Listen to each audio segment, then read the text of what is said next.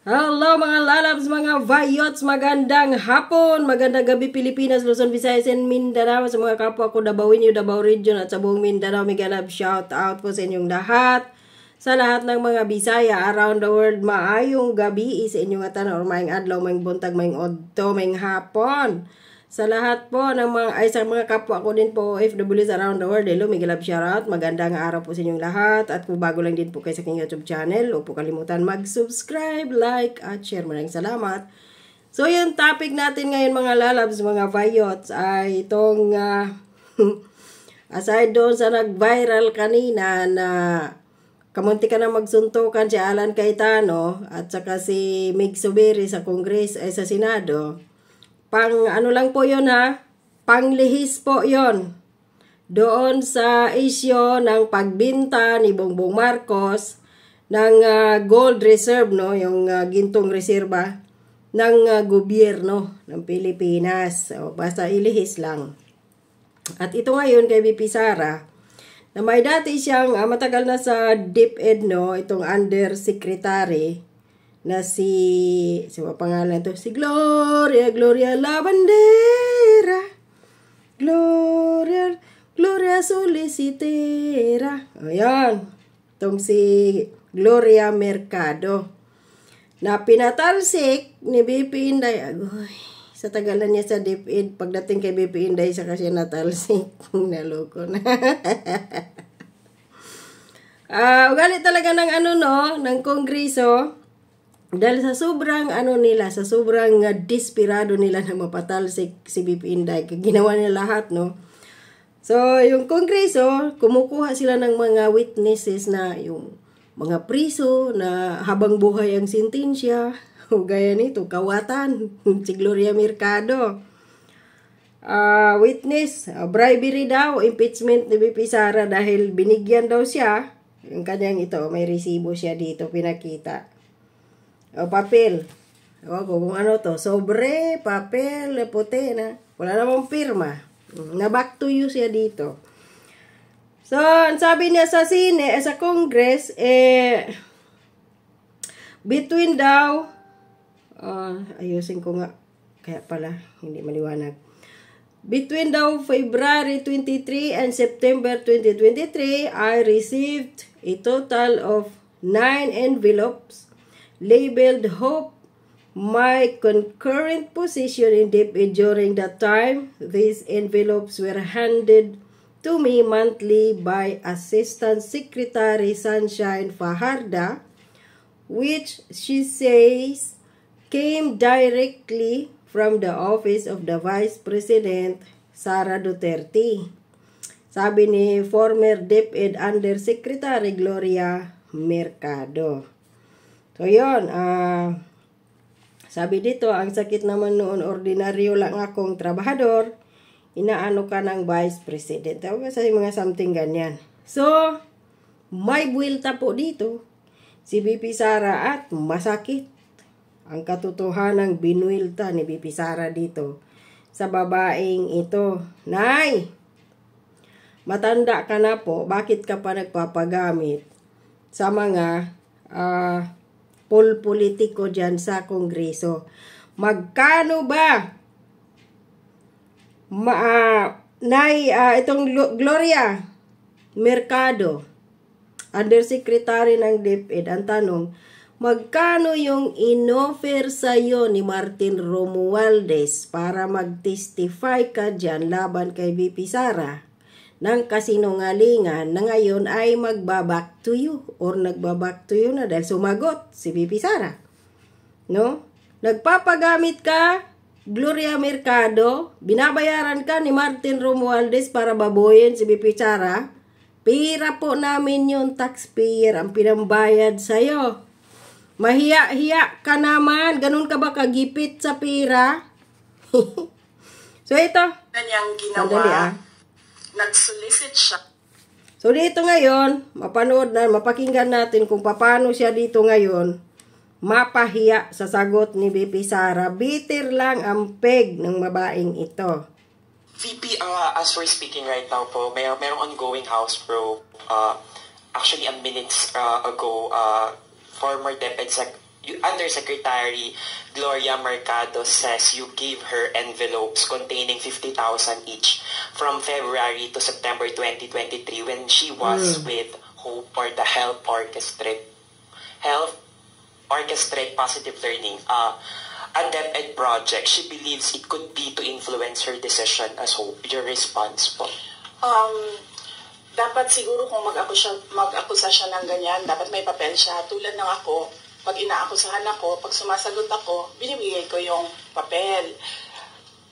Gloria Mercado is a disgruntled former employee of the Department of Education. She was let go disappointed because of loss of trust and confidence sa Office of the Secretary. Una niyang ginawa, well, hindi ko alam kung anong nauna, pero naka-strike 2 siya sa akin. Ang una niyang ginawa, nag-solicit siya ng 16 million pesos sa isang kumpanya on paper using my name without any authorization from the Department of Education. Bibigay ni JC sa inyo mamay. Ayun naman pala, Gloria solicitera, Gloria solicitera.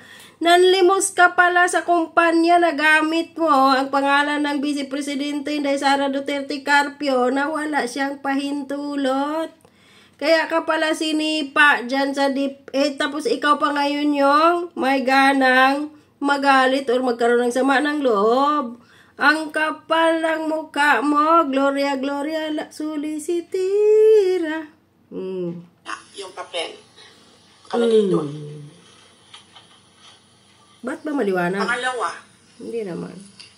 Noong nag-school visit ako sa Cebu, merong lumapit sa akin na teacher. Sabi niya sa akin, Inday Sara, masakit sa loob namin na mga teachers kami na nasa field. Tapos merong humahawak ng teacher items na wala dito sa aming probinsya o wala dito sa aming region. So, pinakwento ko siya. Iyon naman yung purpose ng aking mga school visits, diba, sa iba't ibang lugar. Kaya ang ganda ng dala ni BP Sara ng DepEd. And then it turned out, ang HR mismo ng Department of Education, our Undersecretary, took a teacher item from Region 7. Nako. Nilagay niya sa central office for a non-teaching task. Ginawa niyang executive assistant. Sana, Ang apelido nun, Villar. Meron niyang paper trail. So, nung bumalik ako sa central office, tinanong ko, totoo ba na meron tayong teacher item galing sa Region 7 na nandito sa atin? Totoo daw, nasa HR. HR pa mismo ang gumawa ng parang injustice sa teachers namin sa field. So, that's kaya point. Hindi ko na pinalampas.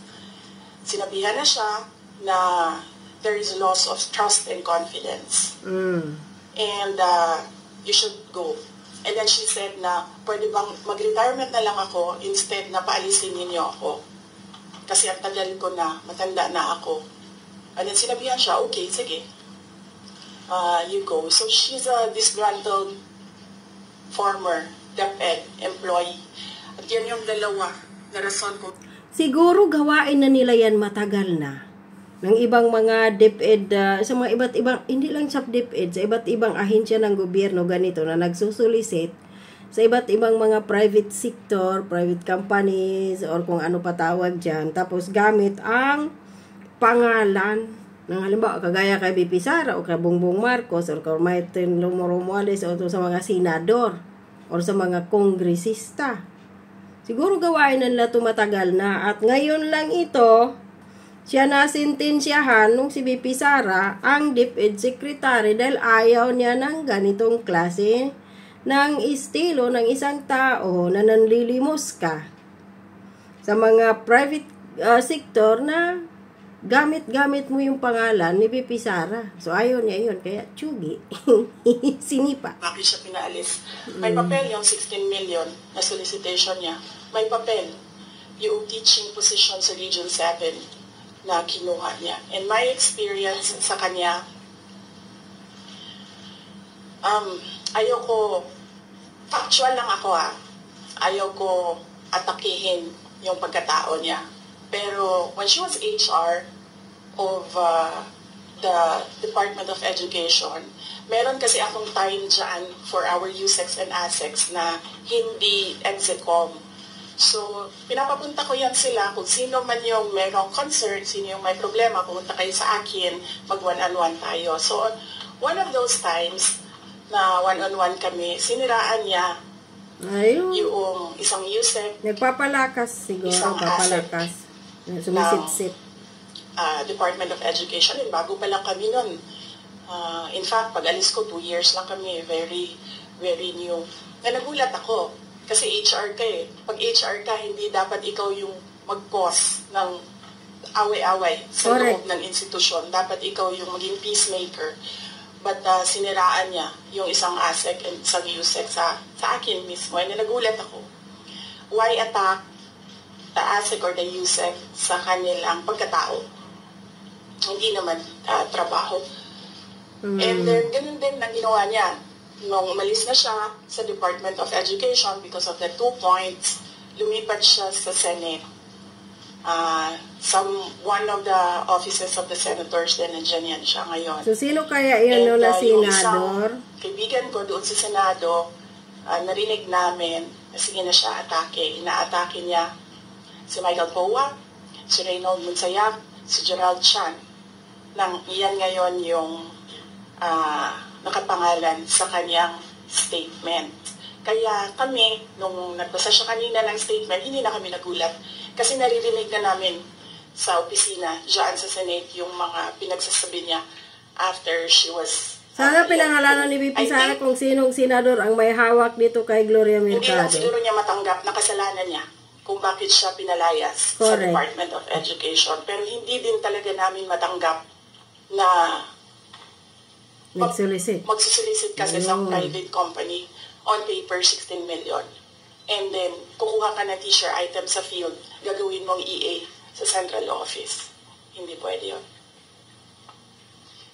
VP, in relation to that, since you brought up yung names po ni Attorney Poa and Attorney Monsayak, so during the probe earlier, she said that yung reason daw kung bakit daw siya nilet go ng DepEd nyo po was that she disagreed daw with Attorney Monsayak's suggestion that bidders in the DepEd computerization program just discuss it among themselves to avoid failed bidding. Ngayon ko lang narinig yan. Sa kanya ko lang narinig yan. Gawa. Pero ako ang nagsasabi, kasi I was the one who fired her out of the Department of Education. Yung dalawang rason na yon, ang rason kung bakit siya pinaalis sa Department of Education. And as I said, may papel yon. Ibibigay namin sa inyo ang papel. Ang HR record ni Villar, nasa Department of Education din. In fact, hanggang ngayon si Villar nasa region.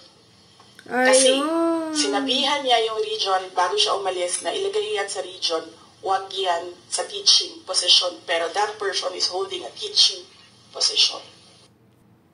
So, ito po yung mga documents na sinasabi ni VP Sara. Kaso, medyo malabo, no? Yun. Ewan ko ba dito. Malabo. So, ito yun siya. Ito. At yun. Ito yung solicit niya, ha? So, private company or private sector. So, lagot ka ngayon. Gloria solicitera. Na back to you, guys. So, hanggang dito lang. Maraming salamat ang masasabi ninyo. Pag-comment down below. Stay safe. God bless and bye-bye. Maraming salamat.